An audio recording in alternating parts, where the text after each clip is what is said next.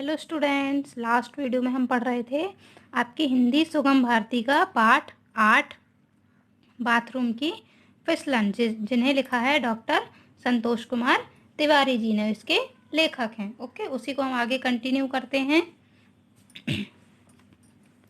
मैंने portable TV तो सुना था। पोर्टेबल मीन्स एक स्थान से दूसरे स्थान ले जाने में आसानी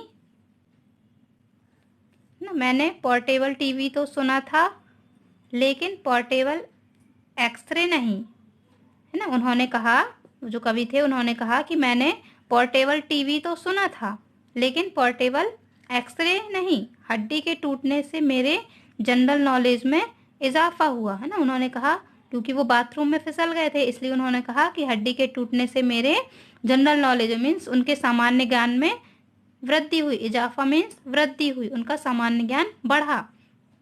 मैंने अपने डॉक्टर मित्र को पोर्टेबल एक्सरे मशीन के साथ आते देखा।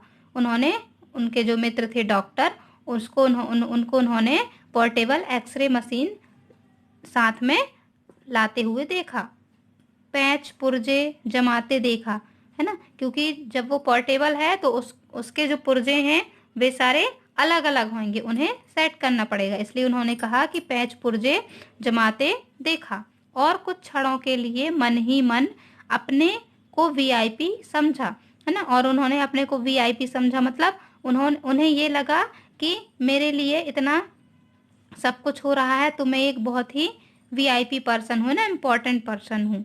प्रभावशाली इष्ट मित्रों के सहयोग से और डॉक्टर के सौजन्य से कच्चा और पक्का प्लास्टर घर पे ही हुआ। उनके जो मित्र थे, उनके करीबी मित्र थे, और डॉक्टर भी उनके जो मित्र थे, उनके सहयोग से, है ना, जो उनका डॉक्टर संतोष तिवारी जी जो कवि हैं, है ना, उनका जो बाथरूम में फिसलन की वजह से जो पैर उनका टूट गया था, तो उनका घर पर ही अच्छे से इलाज हुआ। घर पर ही उनका पहले कच्चा प्लास्टर हुआ, उसके ऊपर पक्का प्लास्टर घर पर ही हो गया। दोनों बार मेरे मित्र और शिष्य इर्द गिर्द रहे, है ना। इर्द गिर्द मीन्स आस पास, है ना। दोनों बार मतलब एक बार जब कच्चा प्लास्टर चढ़ा और दूसरी बार जब उनका पक्का प्लास्टर चढ़ा, तो दोनों बार ही उनके जो मित्र थे और उनके जो शिष्य थे, क्योंकि वो पेशे से एक टीचर भी थे ना, तो उनके शिष्य भी थे, उनके आसपास ही रहे। मैंने डॉक्टर से ज़्यादा 1 दर्जन मित्रों को देखा, है ना। वहाँ पर जो उनके मित्र थे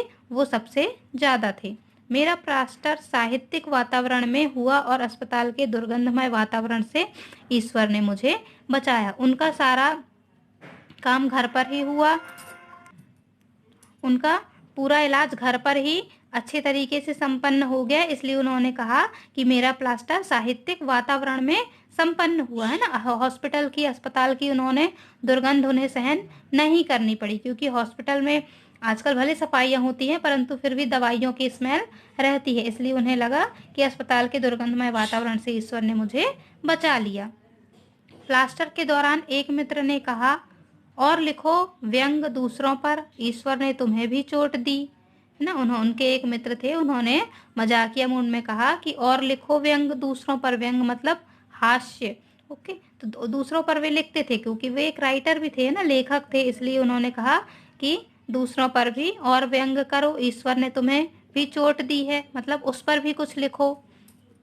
मैंने उत्तर दिया, मैंने तो लोगों को मानसिक आघात दिए थे, लेकिन ईश्वर ने तो मुझे शारीरिक चोट क्यों दी, है ना। उन्होंने उत्तर दिया अपने मित्र को कि मैंने तो लोगों को मानसिक आघात दी। मानसिक मतलब उन्होंने दिमागी चोट पहुंचाई थी वो अपने व्यंग के माध्यम से, परंतु ईश्वर ने तो उन्हें शारीरिक चोट दी। उनके जो पैर में फ्रैक्चर हुआ था, हड्डी टूट गई थी उनकी, मतलब उन्हें शारीरिक चोट दी उन्होंने, भगवान ने, इसलिए वे ऐसा कह रहे थे।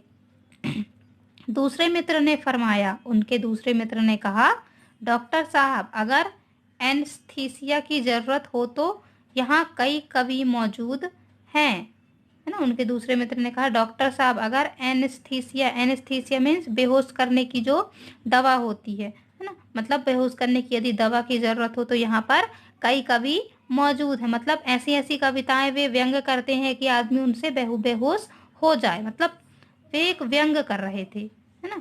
कविताएं शुरू करा दें, मरीज बेहोश हो जाएगा और प्लास्टर आराम से बन जाएगा, मतलब प्लास्टर बांधने में जो दर्द होगा, तो हास्यपूर्ण व्यंग कविताएं जब सुनाई जाएंगी तो मरीज जो है वह बेहोश हो जाएगा और आसानी से प्लास्टर बंधवा लेगा।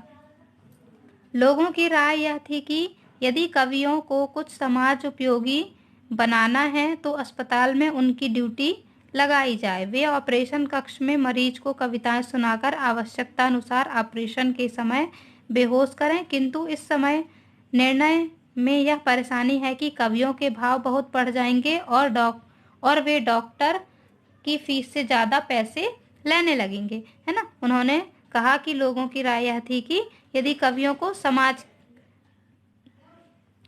के लिए कुछ उपयोगी बनाना हो, समाज के कुछ काम, सामाजिक काम कराना हो, तो अस्पताल में उनकी कुछ ड्यूटी लगा दी जाए, है ना। अस्पताल में वे ऑपरेशन कक्ष में मरीजों को कविताएं सुनाए, है ना, हास्य व्यंग सुनाए उन्हें, जिससे ऑपरेशन के समय वे बेहोश हो जाए, मतलब बेहोश करने की उन्हें दवाई न देकर हास्यपूर्ण कविताएं सुनाकर उन्हें बेहोश किया जाए, है ना। परंतु परेशानी क्या है कि कवियों के भाव उस टाइम बढ़ जाएंगे, क्यों, हर कोई उन्हें पूछेगा तो कवियों के भाव बढ़ जाएंगे और जो डॉक्टर हैं उनकी फीस से ज़्यादा वे कवि जो हैं वो फीस लेने लगेंगे, है ना। यह एक हास्य ही है ना, वे हास्य के तौर पर ये सभी बातें बोल रहे हैं।